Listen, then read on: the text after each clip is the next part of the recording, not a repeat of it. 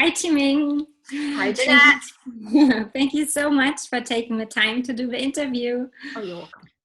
And for everyone else who's listening, I have met Timing last year at Awesomeness Fest in Mexico. She is an inspirational speaker, the host of a splendid live show, and she is a certified tapping coach. And this is why we are talking today. Timing actually specializes in helping clients to discover their hidden programming around money, and then helps to reprogram the subconscious mind to get the desired goal. So Timing, tell me, how exactly do you do this? How does it work? Okay, so I want to tell you a little bit about tapping, right? Mm-hmm. So what tapping is a mind and body energy kind of tool where you, by tapping on specific acupressure points, you are sending a signal to the almond-shaped structures in your brain called amygdala, and the function of this amygdala is actually, it's like a smoke alarm. Like, you know, you have it in your house when it has smoke and it goes on. Okay, so that's what it does. The amygdala is a smoke alarm for fear. So it's like, fear, this is a situation that's fearful. So when you tap, what you're doing is kind of telling the amygdala, so, hey, stop, it's false alarm. You're like, resetting it. It's like, okay, false alarm, don't worry, there is no like huge tiger there out to get you, whatever, just like kind of stop, pause. All right. And there's different points you tap to that all go to the amygdala, or? So for emotional freedom technique, there's a series of points you usually tap. But there are all over your body, there are all these different points. So I would say the most frequently used ones, and don't worry if you miss a point or whatever, or you don't do it in the order that is like usually done, it's fine. As long as you tap some acupressure points, it is going to make that connection to your amygdala.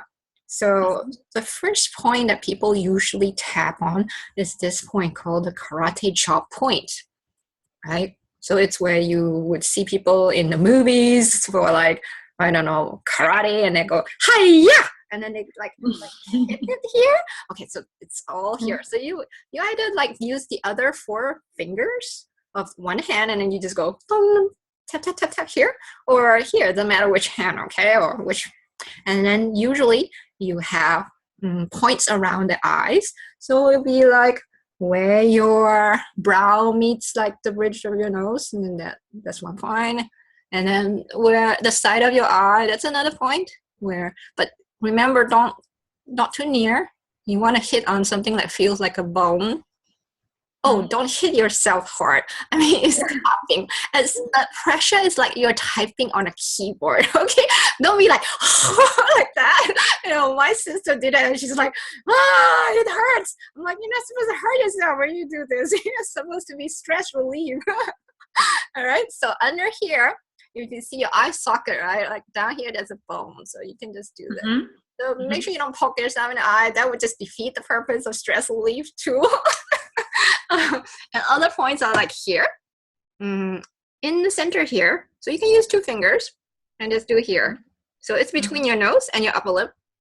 And then here where your chin is and your lower lip here, there's a cleft here, right? And then you can just tap here.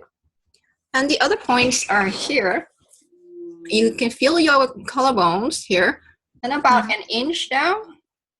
Here, it's not bone, it's like a hollow or a depression. It's like, so you can just tap here. And what I do is, so I don't miss, I just put my hand in this kind of handshake position. I just do this. So I don't worry about, well, where is my collarbone and what's 1 inch down or whatever, right? And then other points are like here. Here's my armpit. And here's where the brow line for women is, and you just want to tap there. Okay. Think about 1 hand span down underneath your armpit. So there. You can do it left or right, symmetrical, right? Wonderful. And then the last point is the top of your head. Be gentle, the crown of your head. Okay. So these are all the points. Wonderful. So you have developed the 7-step mental and emotional first aid method, and your goal is actually to help 10,000 people by the end of the year to overcome emotional blocks. Do you want to tell me shortly what is your method? How does it work? Yeah, okay, so it's very easy. So 7 steps, so you can remember A, B, C, D, E, F, G. Okay, so step 1 starts with A, the letter A. Number 1 is to acknowledge your feelings. So whatever you're feeling at the moment that has you, unsettled.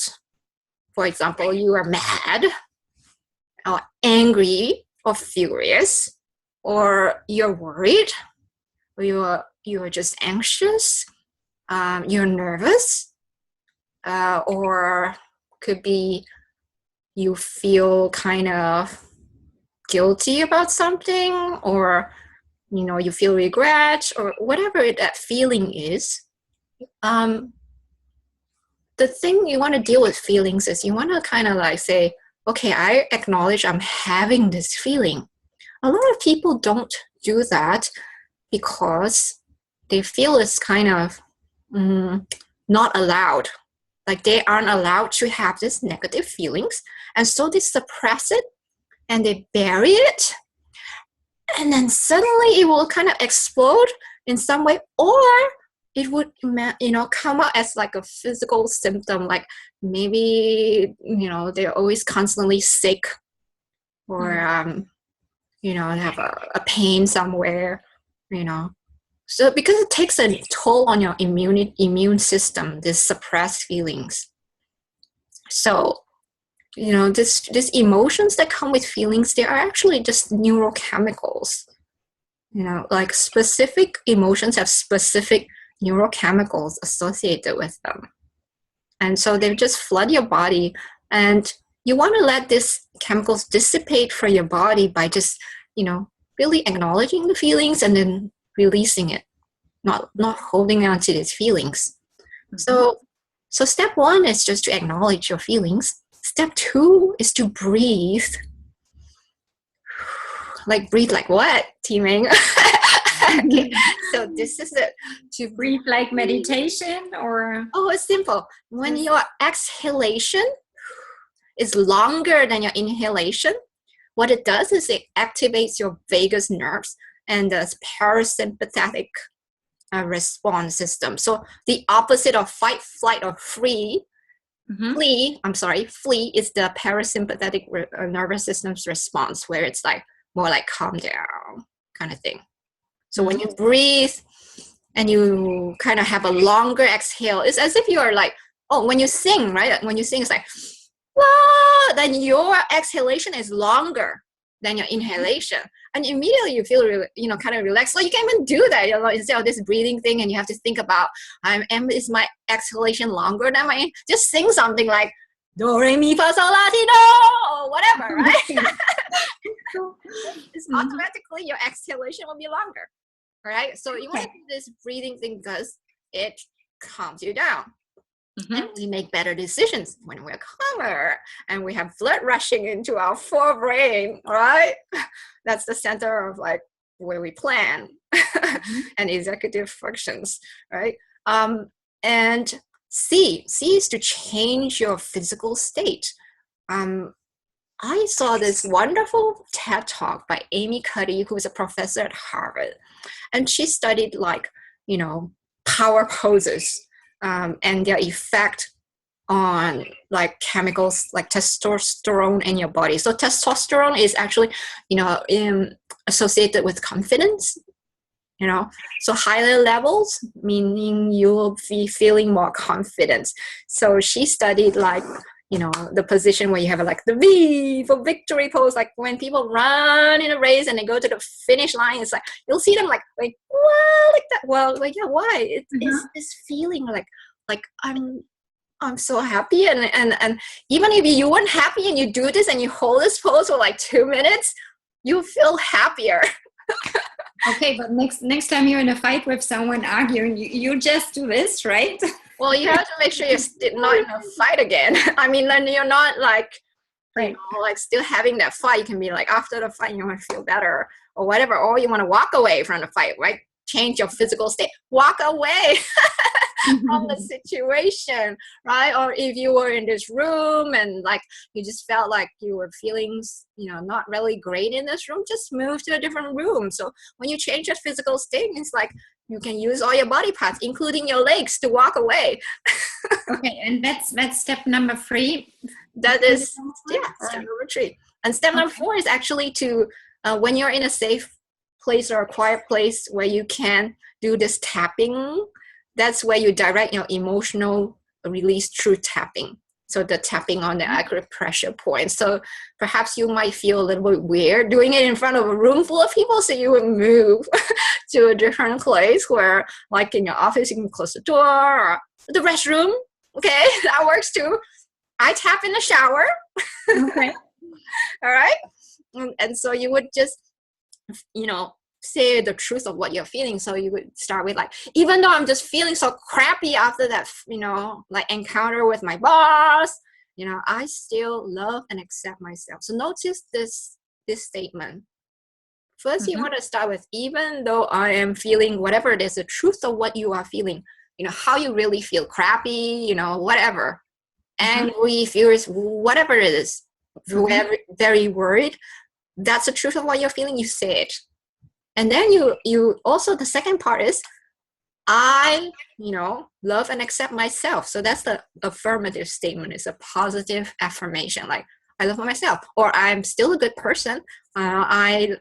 Something affirmative about yourself. Or if you are into like religion or something, and you believe in God, and you could say, well, God loves me, or I'm a child of God, or whatever it is that is to you is a very positive thing.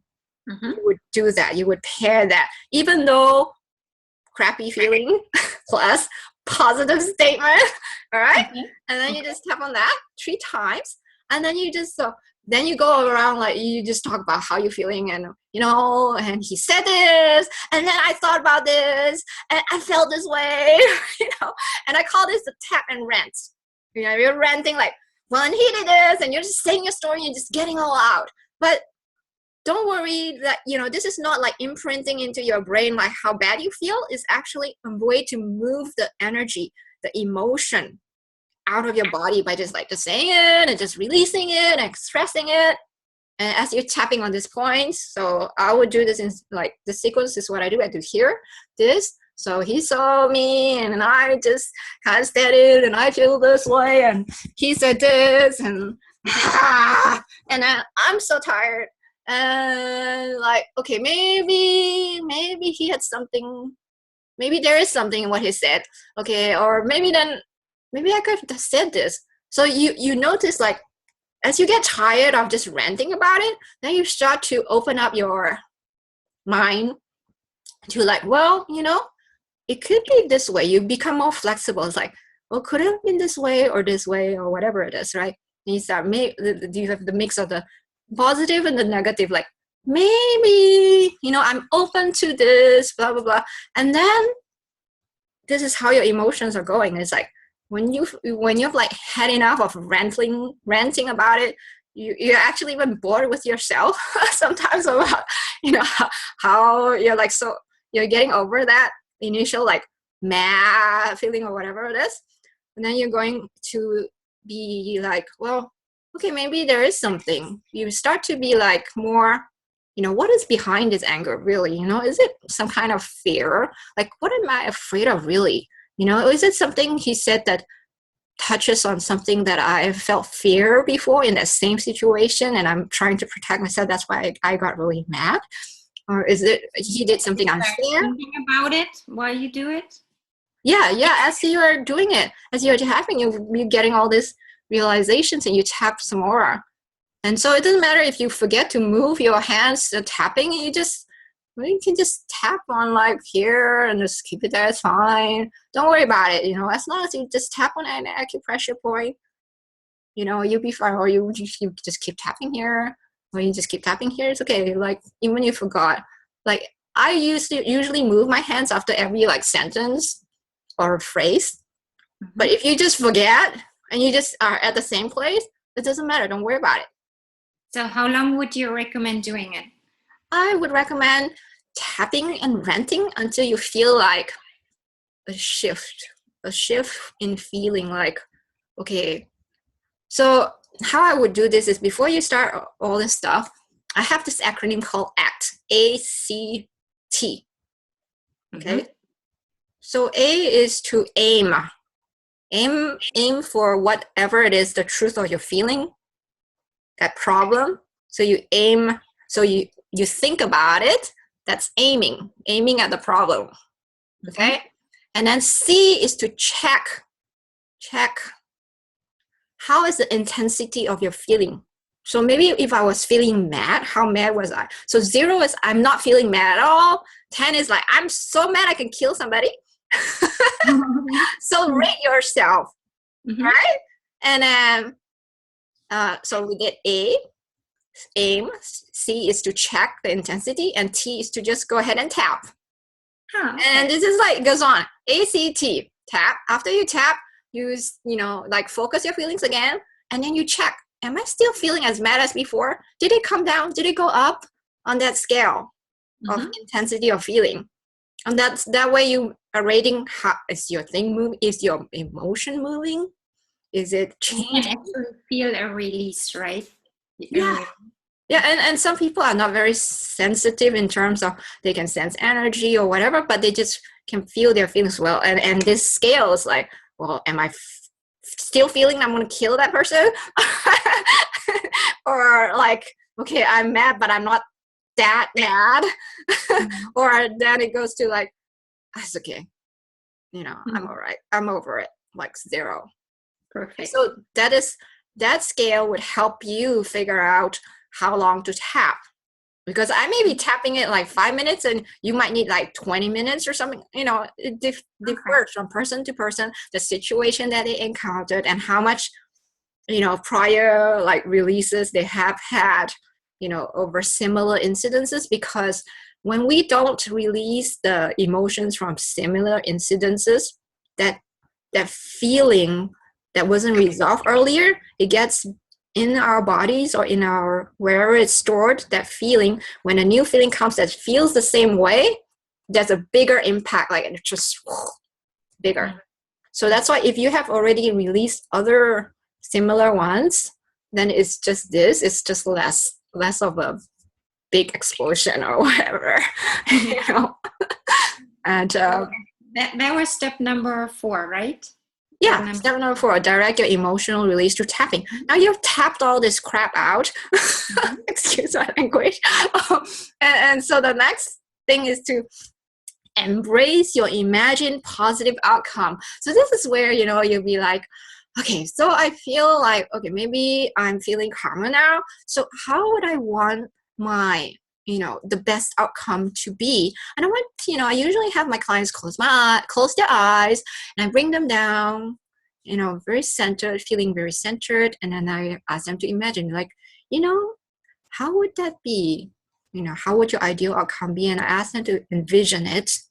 And so using active imagination. So some people call this process a dynamic meditation, because you are using your imagination to create pictures of feelings or sensations, right? So actively imagining stuff, and it keeps people in this really like a wonderful state of positivity. And then when they're feeling this relaxed and happy and joyful about the picture they're painting of their future that they want to create, and then that is where you actually have all these wonderful ideas on how to make it happen, kind of just pop into your head. It's like, okay, because you're feeling so relaxed and just opening to creativity, then these ideas will come out to, well, how to solve that problem, how do I approach it, and stuff like that.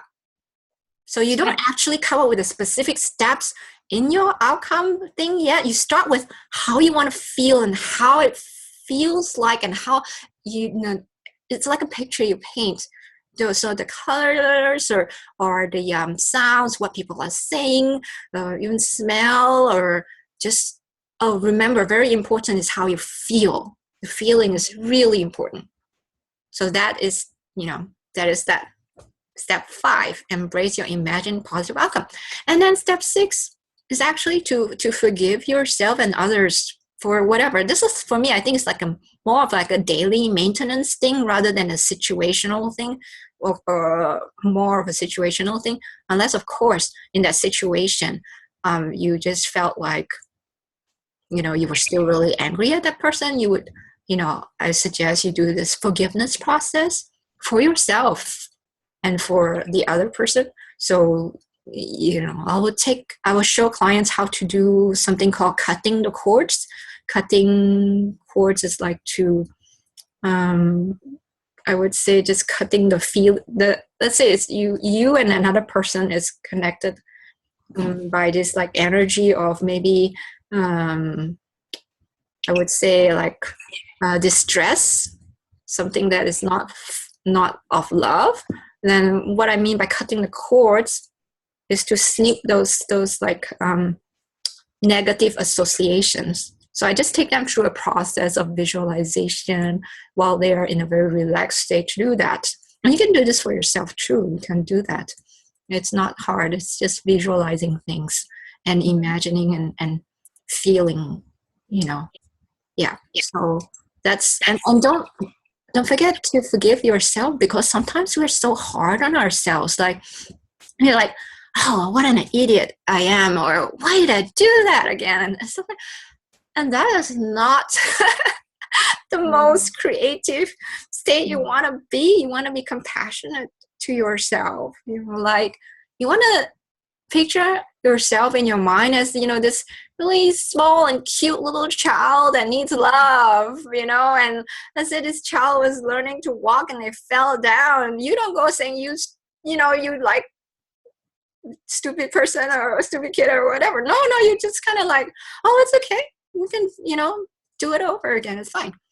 Right? So you want to treat yourself with love. Mm-hmm. So you want to forgive yourself, right? And send compassion towards yourself and towards others too, because, a lot of us, well, actually all of us have been programmed unconsciously since we were little kids with sometimes really crazy beliefs and like things that don't serve us. Like, because these associations were formed when we were little kids, that we thought, okay, if something happened when this happened at the same time, that maybe they might be related or they are related, but we know it doesn't make sense sometimes. Like, just because you were in a room when somebody fell and like broke their leg doesn't mean every time you go to a room that somebody's gonna fall and break their leg. You know what I mean? But little kids, sometimes they can like just say, wow, it's me, or they feel it's their fault or whatever, just really crazy things like that, and you don't know about it as an adult. You're unconsciously acting in a certain way. You don't see it because it's just, subconscious.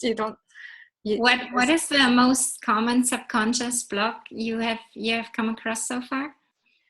Let's see. I would say probably the feeling of not enough, or like lacking. Like, I don't feel I'm good enough to have something or to do something. Like not enough confidence in yourself. And it stems from probably when they were kids or little growing up, that they got a lot of criticism for certain things, and it just stayed with them. And whenever they want to try something new, there's this voice in them. It's like, who are you to do this? Who do you think you are? Or something, like just scolding them. And the thing is, the person who actually said that, way when you were a child, is no longer with you. But that voice still stays in you, and it's held in place by your mind, your subconscious. So you're actually doing it to yourself. So, right? Because that person who originally said that, they're long gone, or they're no longer in your life. So what we do is to help you release that. And would you say tapping is the most successful method for removing subconscious block, or is there anything else you have tried so far? Oh, I've tried a lot because I am a lifelong learner, So I tried tapping. I tried different things like holistic hybrid of EMDR and emotional freedom techniques. So where you integrate left, right brain, and that way you are actually integrating stuff that's happening, and you can just release it that way. I also tried something, a trauma release exercise before, and that's kind of interesting. I've tried other things where you listen to frequencies, and that seems to work really well too. So you don't have to actually do anything, but you just listen. And they have programming where they have Do you mean the paraliminals or paraliminals? Yeah, that too. Binaural beats, different things like that. I've done a lot of different things. So the Silva method and a whole bunch of stuff, and they're all good. It's just just pick one that you feel most comfortable with, and just stick with it for a while and see, and then you'll see some results. And if not, try something new. I mean, there's so many things out there, right? I mean, I'm not saying mine is the only method, or like, whoa, it's gonna work 100% for you. I'm saying try it. If it resonates with you, if you see results, then stick with it. Or if it doesn't work for you, try something else. There's always something new. What is it you like most about tapping and energy work? I like tapping and energy work because anybody can do it. Okay, even a child can do it. Okay. And then actually the last step of my 7-step mental and emotional freedom method is gratitude, to give thanks. And that is so important because I have a gratitude journal that I write in every day. And it keeps me in this state of appreciation and celebration. And, it makes me feel like, yeah, I'm supported, and things are like coming to me and stuff like that. I'm so thankful. And just know that when you're grateful for something, you tend to get more of it. Like this, it's very simple. It's like when you say somebody does something for you and you say thank you to them, they're more likely gonna do that same thing for you again, right? It's very practical, right? Right. Yeah, gratitude is powerful. True. Yeah. So that's all 7 steps. And I apply this in the context of working with my clients, and I teach them how to incorporate this into their lives so that it's not just that it will impact their money situation, but it also impacts all areas of their lives, relationships, health, everything. So how long is a session? Like if someone reads this and has a problem, can they contact you and like do a session with you over Skype maybe? Yeah. I usually work over Skype or Zoom. And what I want to suggest to people is when you embark on reprogramming your subconscious, it is not a one-time thing. It's something that has to be done consistently. So you have to give it a period of, let's say, okay, I'm 45 this year. If I have been, programmed since like I was, like a little one to like react in a certain way. So it's like 45 years of conditioning. And now I'm trying to break that. Don't expect to just like, just have that resolve in one session. So what I do is I offer like a 4-session package, so that we still, work on different blocks. You may get things resolved in the first session. Sometimes that can happen, but I would suggest like 4 sessions, because when we try something new, okay, there's a part of us that will resist it. It's like your ego is like, oh, if, let's say, so my ego, okay, is saying, well, if Timing tries this new thing, how is it going to impact me? Am I going to die? So let's not make Timing stick with this new thing.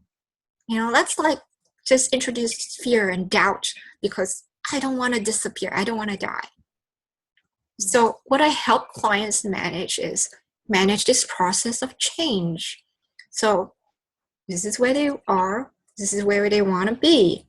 And in between, I show them the steps, right? And then I also help them stay on the path because they are going to encounter resistance. Whenever you try something radically different, you will encounter resistance, no doubt about it. Maybe not initially, you'll feel, oh, I'm doing fine, blah, blah, and then you'll hit something. Wow. And that's where a support, like a coach or like any team that you set up to support you will come in. So when you embark on something, a huge life change, make sure you have a team to support you or some kind of support structure. Yeah. So that's why I don't recommend like a one session thing because, well, after you've done it and then maybe like, you know, you felt great for like the first 2 weeks and then but months later, if I meet you and I ask you, but it's like, oh, well, you know, you didn't do anything. Nothing has really changed because you went back to where you were because there was a lot of resistance and you didn't know how to deal with it. Okay. Yeah. All right. Wonderful. Thank you so much for the interview, T. You're welcome. Oh, I like to give people the All right. Yeah. the link where they can schedule a one-on-one complimentary discovery session where we get really clear on what you want in your life. You know, really clear. And then we can, you know, talk about different strategies or things that you can do to reach there. And then, you know, it may include something like working with me or not, or give you some really good resources on what's your next step. Because what I really like to do is to bring clarity to people. You know, I feel like that's one of my purpose in life is to be, you know, oh, now I'm clear. That's wonderful. So yeah. What's your website? To reach me, it is actually www.myvisita. So my is MY, and then the letter V, and then CITA. So visita.com, and then there's a / and then my name, T Ming, TEEMING. Teaming, like teaming with life, teaming with abundance, TEEMING. So again, www.myvisita.com/teaming. All right. I'll make sure to put it in the blog as well. Oh, hold on. Yeah. Let me see. Maybe I can show my screen too. Let's see. Share screen. There we go. So it's www.visita.com. Oh, I forgot. There's a / as there's a V, and then there's a / and there's teaming. Good thing I checked.